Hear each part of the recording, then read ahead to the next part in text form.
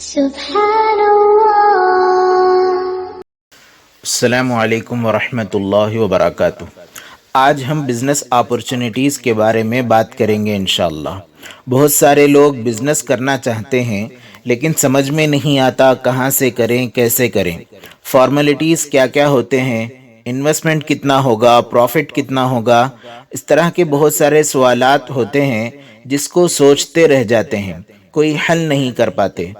تجارت میں آسان تجارت یہ ہے کہ ہم ٹریڈنگ کر سکتے ہیں، کوئی بھی چیز ہول سیل میں خرید کر ریٹیل میں بیچ سکتے ہیں۔ پہلے ہم دیکھیں اور اپنی ڈائری میں ایک لیسٹ بنائیں، لو انویسٹمنٹ والی وہ کون سی چیزیں ہیں جس کو ہم ہول سیل ڈسکاؤنٹ پرائز میں خرید کر ریٹیل میں سیل کر سکتے ہیں۔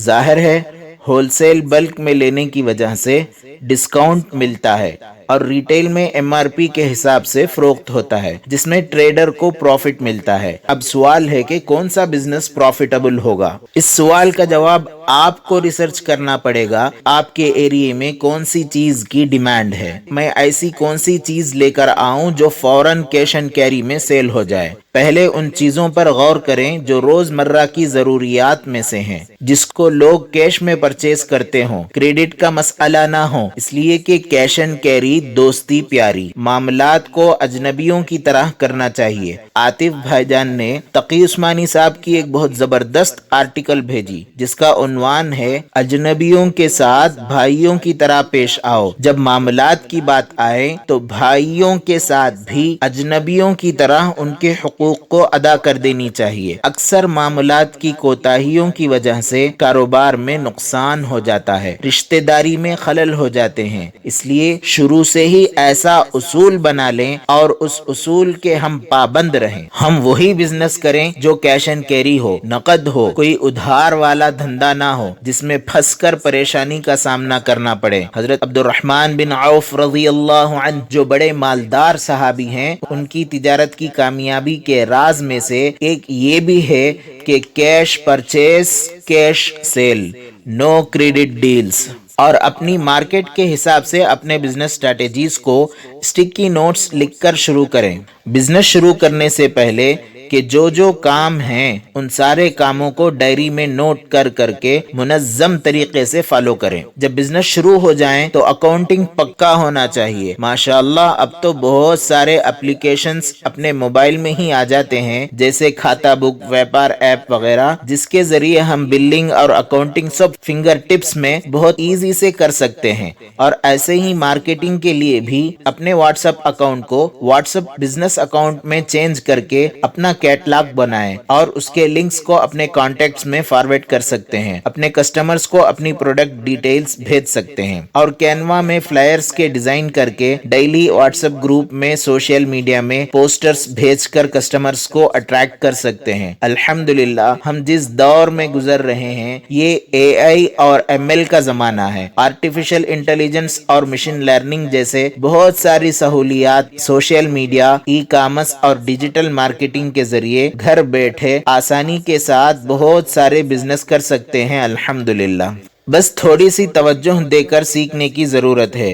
کوئی بھی کام سیکھنے سے پہلے مشکل دکھتا ہے، جب سیکھ جاتے ہیں تو وہی کام بہت آسان ہو جاتا ہے۔